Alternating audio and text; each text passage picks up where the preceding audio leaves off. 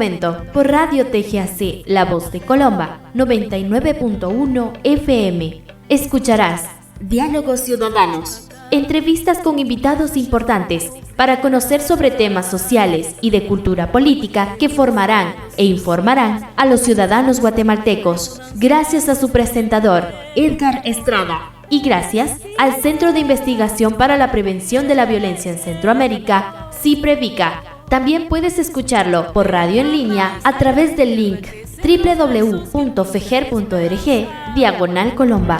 Somos viento, somos sol y sueños multicolor.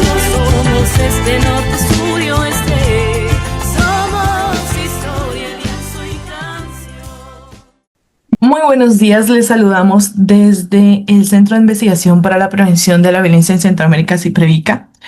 En este nuevo año 2026 vamos a iniciar con nuestro primer programa de Diálogos Ciudadanos del año. En esta ocasión tenemos la entrevista con Daniel Barrantes, quien es internacionalista, consultor internacional y presidente internacional de la organización Juventud Latinoamericana Sin Fronteras, quien nos estará acompañando y dando el tema de hoy, que es sobre la crisis política en Venezuela en este año 2026.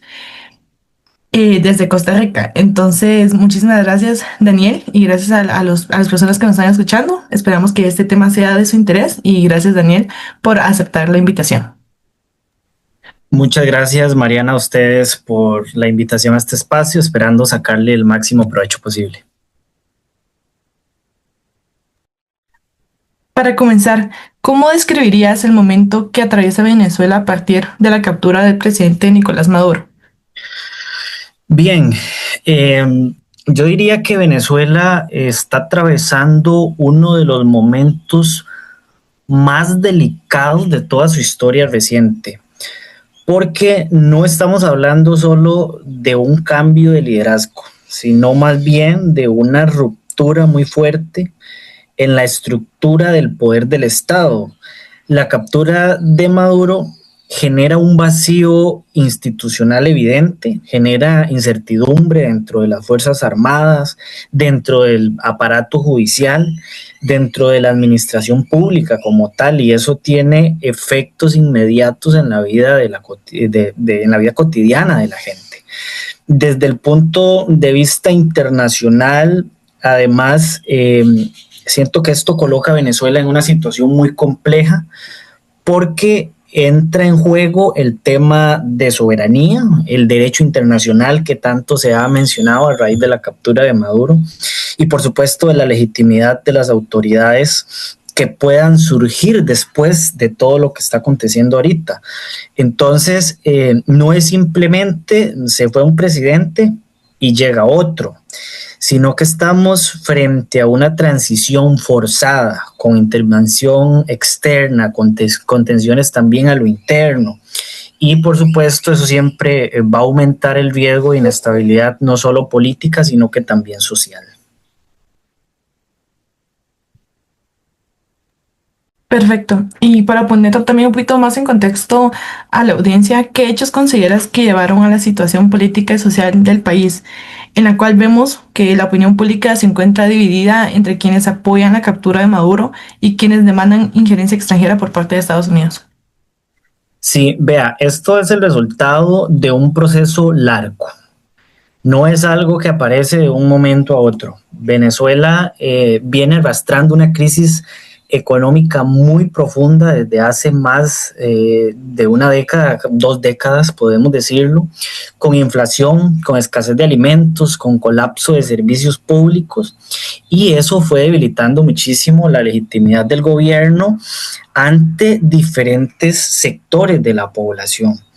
A eso hay que sumarle que el cuestionamiento constante también se da, por ejemplo, hacia los fraudulentos procesos electorales, la persecución política que ha agravado el gobierno de Maduro, el asesinato de manifestantes de oposición, la salida de muchos de estos líderes opositores al exilio, a España, a Estados Unidos, y por supuesto la migración masiva, ¿verdad? Que eso ha fragmentado mucho a la sociedad. Entonces, hoy lo que vemos es una población que está cansada, que está frustrada, pero que también está dividida. Hay personas que ven la captura de Maduro como una oportunidad para ahora sí, finalmente, iniciar un cambio político. Pero también hay personas que aunque no apoyen al gobierno, sí rechazan totalmente que sea una potencia extranjera la que intervenga de esta forma. Entonces, yo lo interpretaría que conviven el deseo de cambio con el temor a perder completamente la soberanía. Y en esa contradicción explica por qué la opinión pública eh, sí se encuentra un poco fragmentada. Perfecto. Y siguiendo con pues, esos comunicados de prensa, estas publicaciones que ha habido acerca del gobierno estadounidense, qué es lo que consideras que podría estar buscando Estados Unidos con esa intervención que han realizado en el país para capturar al presidente Maduro, considerando que pues ingresaron al país, ¿verdad? Se podría hablar solamente de la búsqueda de recursos naturales, como se ha estado viendo bastante también en la opinión pública acerca del petróleo, o hay algo más. No, yo creo que sería un error pensar que esto se trata únicamente de petróleo o de recursos naturales. Aunque evidentemente Venezuela sigue siendo estratégicamente importante en términos energéticos, pero hay que tener claro que aquí hay intereses geopolíticos mucho más amplios. Estados Unidos busca primero reducir la influencia de sus archienemigos, ¿verdad? Como lo son las potencias, Rusia, China, Irán, que han tenido influencia en la región. Venezuela se había convertido en un punto clave de esa competencia geopolítica. Segundo, hay un interés en estabilizar flujos migratorios que afectan directamente a países aliados y nos afecta a todos como región en general. Y en tercero, hay un interés político en reconfigurar el mapa ideológico de América Latina. Estas últimas elecciones hay que recalcar que ha dado un giro hacia la derecha, en algunos casos con el apoyo abiertamente de Trump, como es en el caso de las elecciones legislativas que hubieron hace poco en Argentina, en el caso en Chile, el apoyo abierto, igual en Bolivia. Entonces, desde luego que busca reconfigurar el mapa ideológico. Entonces, no es solo economía. Es también un tema de seguridad regional, de influencia política, es control estratégico. En las relaciones internacionales hablamos de una lógica de poder, de equilibrio regional, más que de una simple operación para acceder solo a los recursos naturales. Perfecto. Y ahora, bueno, sabiendo que ahora Nicolás Maduro se encuentra pues en Estados Unidos, que ya ha sido llevado ante los tribunales y estando pues dentro de las audiencias en los tribunales, se ha declarado como prisionero de guerra, se ha presentado a sí mismo como el presidente constitucional de Venezuela. Pero ¿qué implicaciones podría tener el hecho que Maduro se ha declarado prisionero de guerra en los tribunales estadounidenses? Sí, muy buena pregunta. Yo, bueno, claramente no soy experto en derecho. Lo que sí puedo decirle es que se abre un debate jurídico muy fuerte, porque para que exista la figura de prisionero de guerra, tiene que haber un conflicto armado internacional formalmente reconocido entre dos estados. Y en este caso no existe una declaración de guerra entre Estados Unidos y Venezuela. Entonces ese punto es importante. Desde ahí, desde el derecho internacional, en esa categoría no encaja del todo. Más bien estamos en un escenario de captura extraterritorial de un jefe de Estado que quiero decir ilegítimo, porque no ganó las elecciones en Venezuela. Entonces, es extremadamente grave desde el punto de vista jurídico, aunque sea el presidente ilegítimo. Esto, plantea preguntas sobre la legalidad del procedimiento, sobre la jurisdicción de los tribunales estadounidenses y sobre el respeto al debido proceso. Y más allá del caso personal de Maduro, lo que está en juego es el precedente que se establece. Si una potencia puede capturar a un presidente extranjero, eso cambia las reglas fundamentales del sistema internacional y estaríamos enfrentándonos a un modelo internacional bastante grave. Perfecto. Y bueno, aludiendo también al hecho de que algunos presidentes también se han pronunciado acerca de esa captura de Maduro. Igual, pues acá en Guatemala, en el caso de Guatemala, ya hubo comunicado de parte de presidencia que pues optaron bastante por la vía diplomática, aludiendo a que pues se encuentra Guatemala anuente a apoyar en el proceso de transición democrática de Venezuela, ¿verdad? No sé cómo ha reaccionado o has visto que ha reaccionado la comunidad internacional, por ejemplo, que dice Costa Rica, o algún organismo, algún otro país que consideres relevante. Sí, bueno, yo creo que la reacción ha sido dividida, pero sí tengo que decir que con un balance más hacia celebrar de alguna manera esta captura de Maduro por la figura que representa como tal, ¿verdad? Algunos gobiernos han expresado apoyo a la medida, por ejemplo, como Argentina, como Chile, como El Salvador, como Guatemala, como Costa Rica, que en el caso nuestro, el gobierno ha sido claro en la postura de no reconocer a Nicolás Maduro como el presidente legítimo de Venezuela. Entonces el gobierno sacó un comunicado muy diplomático, como indica usted también en el caso de Guatemala, pero sí siendo muy anuente a que se dé una transición pacífica en Venezuela, ¿verdad? Se ve como una oportunidad para una transición democrática, pero hay otros que han condenado abiertamente como una violación grave de la soberanía, en este caso países aliados de Venezuela, México, Brasil, Colombia, Rusia, China, ¿verdad? Por otro lado, en cuanto a los organismos como la ONU, yo siento que han sido más cautelosos, llamando al respeto al derecho internacional, al diálogo político y a la protección de la población civil en general.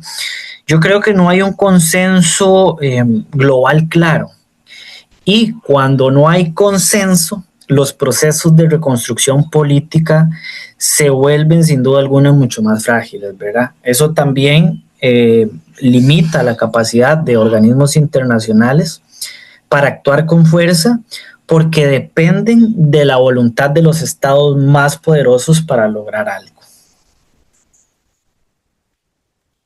Perfecto, y ahora desde el otro lado, digamos, desde la postura de Estados Unidos, que hemos visto que pues ha proclamado que él como Estado pues considera que va a hacerse cargo del país en lo que se da lo que llamaron la transición, pero también vemos que pues siguen en comunicación con el régimen chavista que aún está dentro de Venezuela, ¿verdad? ¿Cómo evalúas tú la postura que tiene Estados Unidos respecto a estos comunicados que han dado de hacerse cargo mientras se da la transición democrática?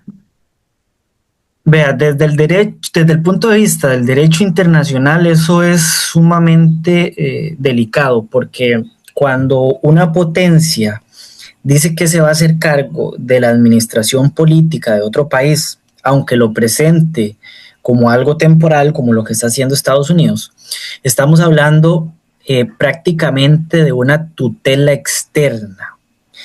Eso puede debilitar muchísimo la legitimidad del gobierno que venga después, porque la población puede percibirlo como un gobierno impuesto, no como una autoridad realmente representativa.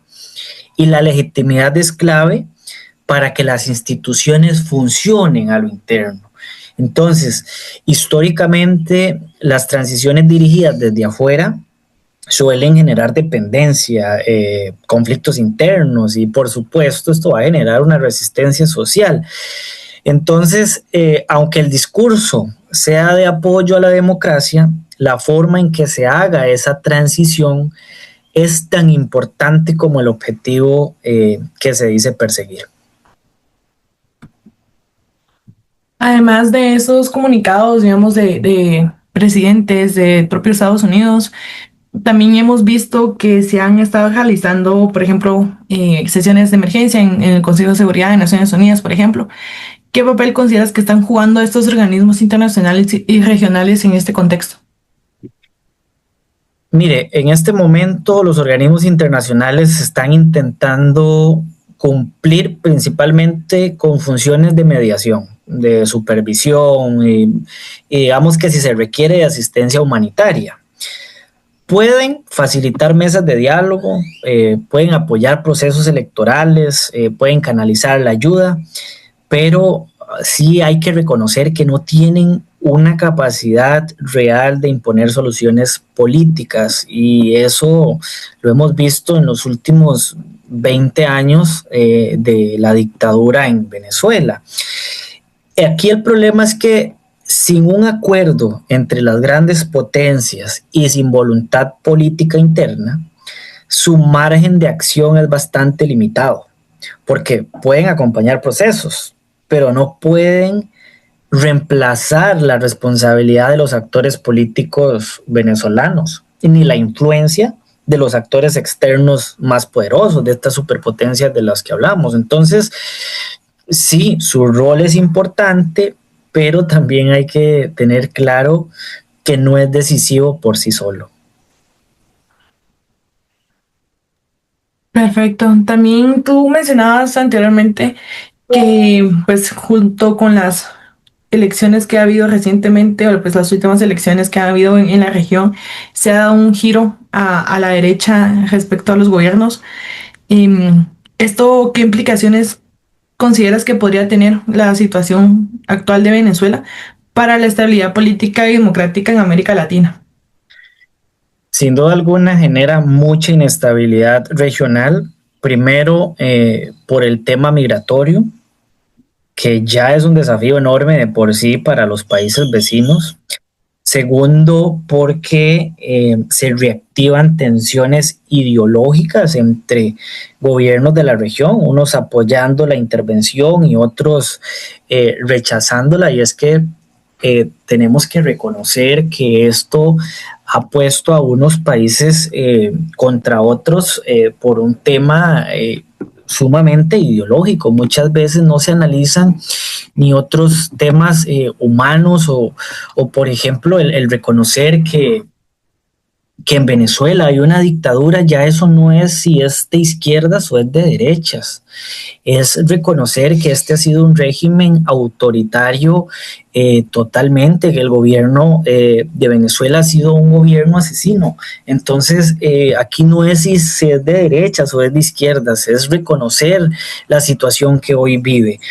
Además, esto crea un precedente peligroso porque, por otro lado, si se normaliza la intervención directa en gobiernos de la región, eso debilita el principio de no intervención que históricamente ha sido clave para la estabilidad en América Latina, ¿verdad? Excepto algunas excepciones, como lo que pasó en Panamá o lo que ahora pasa en Venezuela, pero se ha tratado de mantener en la medida de lo posible la no intervención, ¿verdad? En el fondo, yo creo que lo que vemos en América, o lo que vemos es que América Latina sigue siendo un espacio de disputa entre potencias más que una región con una autonomía política real. Perfecto. Bueno, tras la salida de Maduro vemos, bueno, creo que se visibilizan aún más otras caras que pues dentro del país conocen bien, que siguen siendo del régimen chavista. Vemos, por ejemplo, a la que es la actual presidente interino, Delcy Rodríguez. También vemos que se ha visibilizado un poco más la figura de Diosdado. Y esto ha hecho que pues se llega a la siguiente pregunta que te planteo. ¿Existen hoy condiciones reales para una salida negociada a la crisis entre el grupo chavista que aún predomina en el país y la oposición que no se encuentra en el país, como pues también de parte de Estados Unidos hubo este tema de que la oposición actualmente no se encuentra en el país, bueno, también respecto a lo que tú mencionabas de la persecución, de los asilados políticos que existen en diferentes partes del mundo? pero que desde el extranjero han demostrado este apoyo, ¿verdad? Al régimen que llega al final de este régimen chavista. ¿Consideras tú que existen condiciones reales actualmente o no? Hoy las condiciones son muy frágiles, pero no son inexistentes. El problema es que hay una gran desconfianza entre las partes. Una oposición muy fragmentada y por otro lado un sector del chavismo que aún controla en su totalidad las estructuras internas de poder, ¿verdad? Para que una negociación sea real se necesitan garantías de seguridad, posibles amnistías condicionadas, una verificación internacional y sobre todo un compromiso de no persecución política indiscriminada, ¿verdad? Si eso no existe, nadie va a sentarse a negociar de buena fe. Por ahí miraba un ejemplo en redes sociales, que imaginemos que hoy Estados Unidos pone a Edmundo González o a María Corina Machado como presidenta. Les dice, ustedes son el elegido, que debería ser Edmundo González porque fue el presidente electo que ganó con más del 60% la elección. Entonces Edmundo, la primera decisión que quiere tomar es cambiar el modelo económico del país y atraer inversión extranjera. ¿Qué tiene que hacer Edmundo?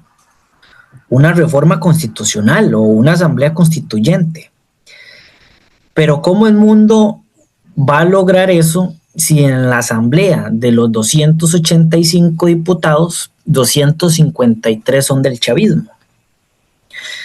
Es imposible, no es viable. Otro caso, hablemos entonces que se quieren anticipar las elecciones. Vamos a llamar a elecciones. ¿Qué se tiene que hacer? Ir al Consejo Nacional Electoral.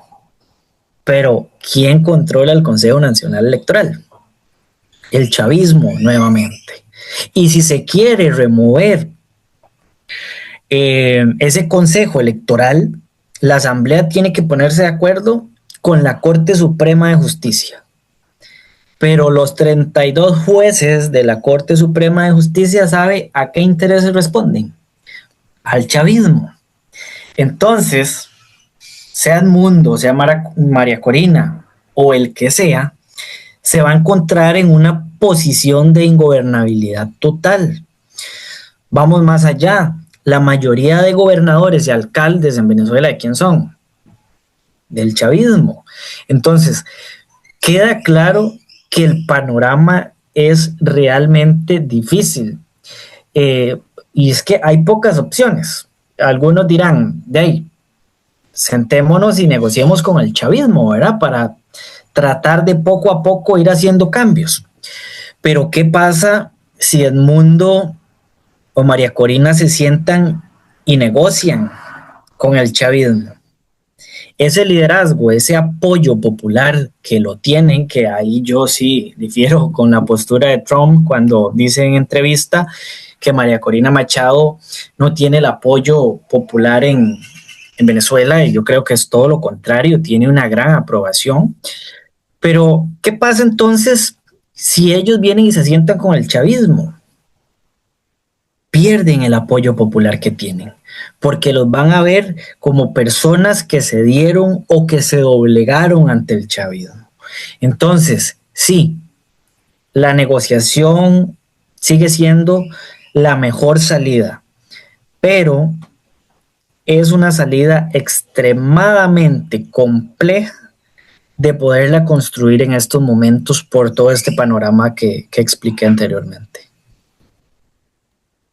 Sí, perfecto. Creo que justo esta visión o esta opinión que se ha visto bastante en redes sociales, por ejemplo, de que pensar que porque Maduro ya no está, ahora todo cambia y que pues va a resultar más fácil, también tienen que ver mucho con esta opinión, esta característica tan presidencialista que está gobernando Latinoamérica, ¿verdad? Pero concuerdo contigo con lo que mencionabas. Bueno, vamos a irnos a la pausa.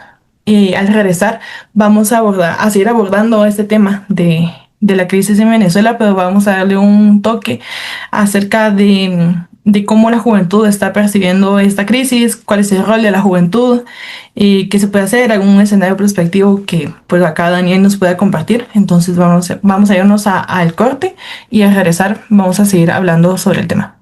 Continuando con nuestro programa de radio Diálogos Ciudadanos, en el cual en esta ocasión estamos abordando el tema acerca de la crisis que se está dando en Venezuela en lo que va del año 2026, vamos a continuar dialogando con Daniel acerca de cómo esta crisis está impactando no solamente a la población como tal y está alarmando a la comunidad internacional, sino también vamos a darle un poquito de enfoque a cómo la juventud lo está percibiendo. A raíz de esto, para preguntarte, Daniel, ¿cómo consideras que está impactando la crisis que se está dando actualmente en Venezuela tras los sucesos de este año, específicamente en la juventud venezolana? Sí, bueno, yo creo que el impacto en la juventud es bastante profundo y estructural. No es solo un impacto momentáneo.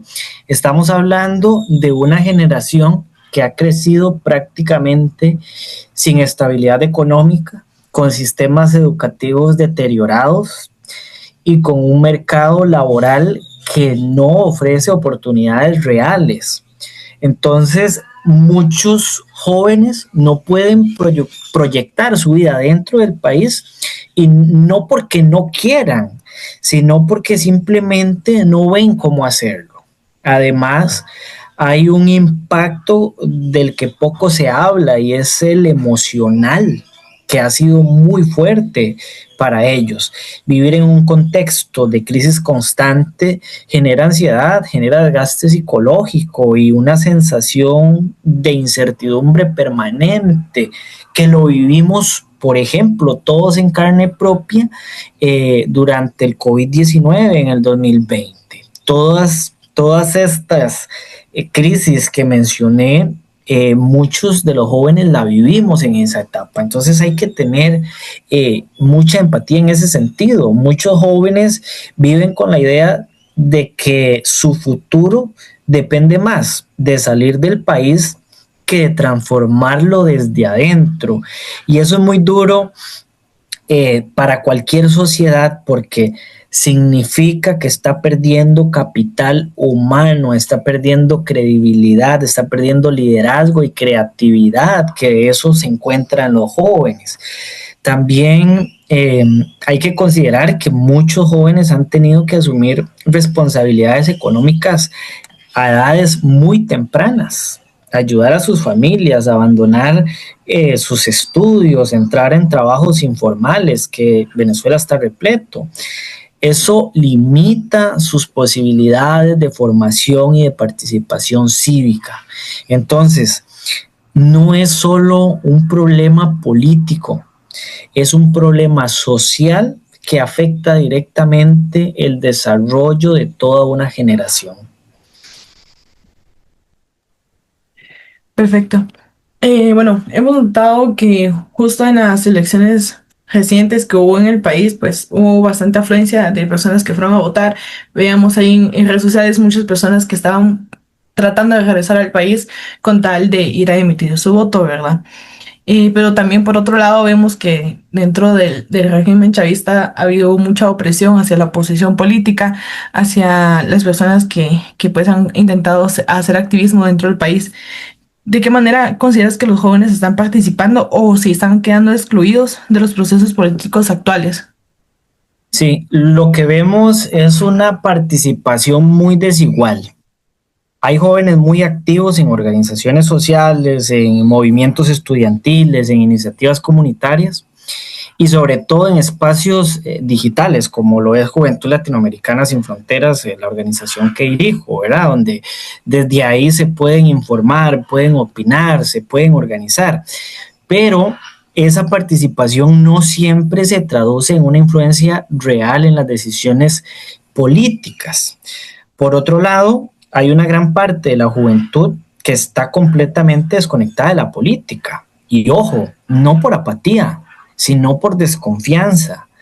Sienten que su voz no cambia nada, que los procesos están controlados por élites políticas y que es así, ¿verdad? De paso, y que no importa cuánto participen porque el resultado ya está decidido, no lo van a cambiar sus acciones.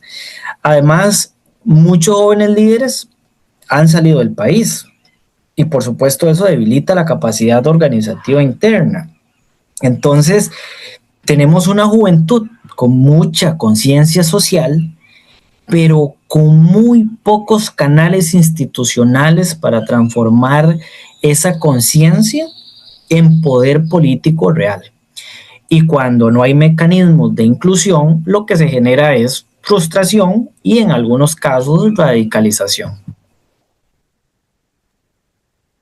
Respecto a los últimos sucesos que se han dado en estos días, que vemos que en redes sociales pues está en su máximo apogeo las noticias, ¿crees que la juventud venezolana mantiene expectativas de cambio o predomina el desencanto a partir de esta ausencia de Maduro en el país? Yo diría que lo que predomina es una mezcla muy interesante entre esperanza y escepticismo. Se lo explico.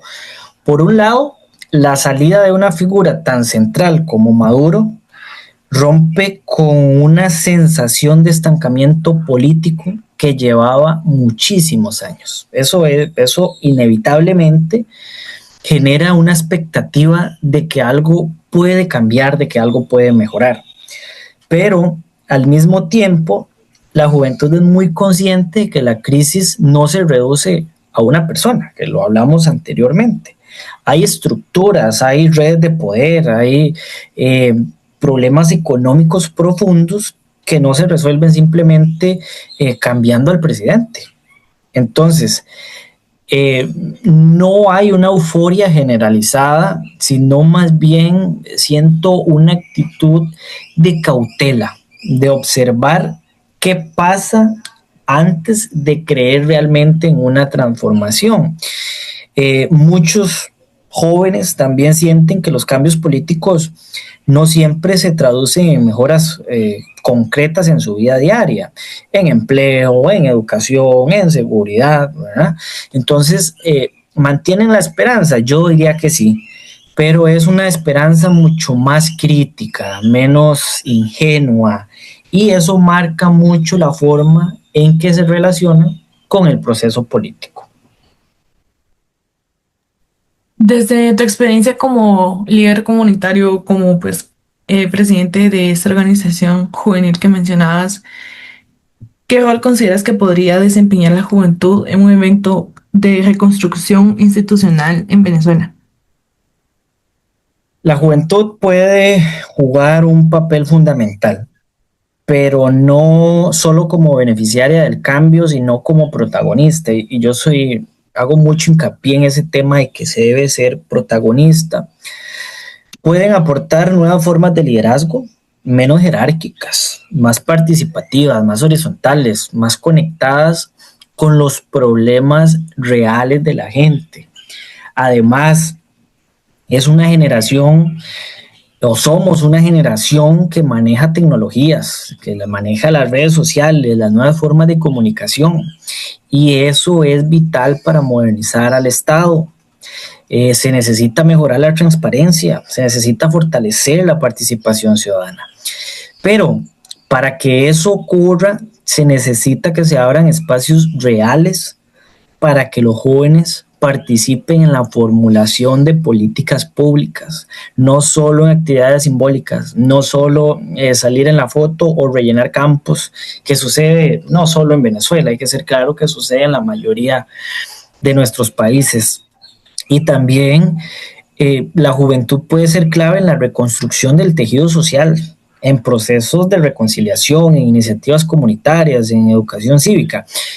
Pero eso requiere inversión, requiere formación y sobre todo voluntad política de incluirlos. Si no se les da ese espacio, el riesgo es que la reconstrucción quede en manos de las mismas élites que han gobernado las últimas 2 décadas en Venezuela. Perfecto, yéndonos ahora a un escenario un poco más prospectivo, desde el análisis internacional, ¿qué escenarios se podrían prever a corto y mediano plazo para Venezuela? A ver, a corto plazo, lo más probable es que veamos un periodo de mucha inestabilidad política, con gobiernos de transición, si se llegase a dar, con disputas por el control de instituciones y una fuerte dependencia de apoyo externo, tanto financiero como político. Eso es típico en procesos de salida de regímenes prolongados. En el mediano plazo, yo planteo dos escenarios principales. Uno más positivo, que es donde se logra organizar un proceso electoral legítimo, se inicia una recuperación económica gradual y se empieza a reconstruir la institucionalidad que tan dañada está en Venezuela. Y otro más negativo, donde la transición se estanca, surgen nuevos liderazgos autoritarios y se mantiene una fuerte tutela externa, lo cual limita la soberanía real del país. Todo va a depender de si se logra construir un consenso mínimo entre actores internos y de cuánto margen de decisión real tenga el nuevo liderazgo político frente a las potencias extranjeras. Entonces, ese es el panorama que se plantea. Siempre van a aparecer nuevos liderazgos en la oposición, pero siempre también van a aparecer nuevos liderazgos con estos tintes autoritarios. Justo dentro de estos escenarios que planteas, creo que va la siguiente pregunta, pero otra vez podrías profundizar un poquito más acerca de qué factores podrían agravar aún más la situación si no se produce este cambio que es tan deseado en el país. Sí, hay varios riesgos importantes. Uno es la fragmentación de las fuerzas de seguridad, lo cual puede generar conflictos internos y pérdida de control territorial. Otro es la consolidación de economías ilegales que se fortalecen cuando un Estado está débil. Y también es muy peligroso que se mantenga una polarización extrema porque eso dificulta cualquier acuerdo político y aumenta el riesgo de violencia. Y por supuesto, si la crisis económica no mejora, el malestar social puede convertirse en protestas masivas, difíciles de controlar, como hemos visto que han pasado últimamente en Medio Oriente, ¿verdad? Entonces, todo eso podría transformar una crisis política en una crisis de seguridad mucho más compleja. Y aquí sí hay que ser realistas en decir que ya no solo las consecuencias serían para Venezuela, sino que para toda la región en general.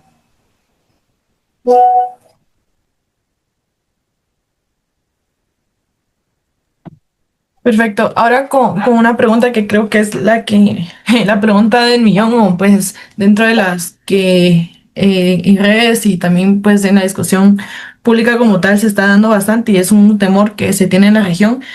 No sé si consideras tú que es posible otra intervención de Estados Unidos en la región a raíz de pues esta intervención en Venezuela. Yo creo que hoy las intervenciones no necesariamente se dan en forma de invasiones militares, como en el pasado, sino más bien mediante presión económica, diplomática, apoyo selectivo a ciertos actores políticos y el control de organismos financieros, que es clave en todo esto. Estados Unidos sigue teniendo una influencia muy fuerte en América Latina y mientras la región no logre una mayor integración y autonomía, ese margen de intervención va a seguir existiendo. Entonces, sí, es posible que veamos más injerencia, aunque no siempre de forma visible o directa, como se dio en este caso con la captura de Maduro, ¿verdad? Esto también plantea un reto para los países latinoamericanos y es que deben fortalecer sus propias capacidades institucionales para no estar dependiendo de tanto de las decisiones externas. Propiamente, si creo que puede haber otra intervención militar, bueno, Maduro en su entrevista advirtió al presidente Petro que yo sí creo que ahí el grado de relevancia sería mucho más grave, porque estamos hablando que en el caso de Venezuela es una dictadura consagrada, una dictadura que así lo reconocen muchos países del mundo, pero en el caso de Colombia, a pesar de que no sea un presidente del agrado del presidente Trump, estamos hablando que en Colombia hay una democracia, ¿verdad? Fue un presidente que fue legítimamente electo, y ya las diferencias ideológicas que tenga con Trump, o las declaraciones que haya hecho, o las acusaciones que tiene en este caso, que lo ligan al narcotráfico, no le daría el derecho a Estados Unidos a invadirlo, ¿verdad? Son dos contextos diferentes. Uno es una dictadura que ha hecho mucho daño a Venezuela, a su gente.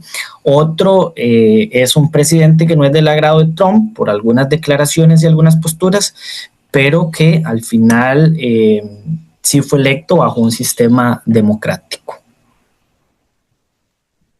Perfecto. Para finalizar, ¿qué consideras tú que deberíamos observar y pues poner atención en los próximos meses para entender hacia dónde se dirige el futuro de Venezuela? Yo creo que hay varios indicadores clave. Primero, ¿quién controla realmente las instituciones? Las Fuerzas Armadas, sistema judicial, organismos electorales. Eso nos dice quién tiene el poder efectivo más allá del discurso. Segundo, si se establece un calendario electoral creíble con participación amplia y observación internacional imparcial. Eso es fundamental para recuperar legitimidad que tanto se necesita. Recalco, para mí y para la comunidad internacional que lo analiza desde un punto neutral, Edmundo González Urrutia es el presidente legítimo de Venezuela. Y tercero, cómo responde la sociedad, especialmente la juventud, si se moviliza, si participa, si se organiza, porque sin participación social, cualquier transición corre el riesgo de quedarse en un simple cambio de élites y transformación profunda del país. Entonces, en resumen, el rumbo de Venezuela no lo va a definir solo la política internacional, sino también la capacidad de la sociedad venezolana de reconstruir sus propias instituciones. Perfecto. Muchísimas gracias, Daniel, por tu tiempo, por aceptar la invitación al programa de radio y pues por todo tu análisis. Sí, muchas gracias, Mariana. Para cerrar, yo creo que este momento debe servir para recordar que ninguna sociedad puede salir adelante sin el respeto al Estado de Derecho, sin instituciones fuertes y sin libertades reales para su población.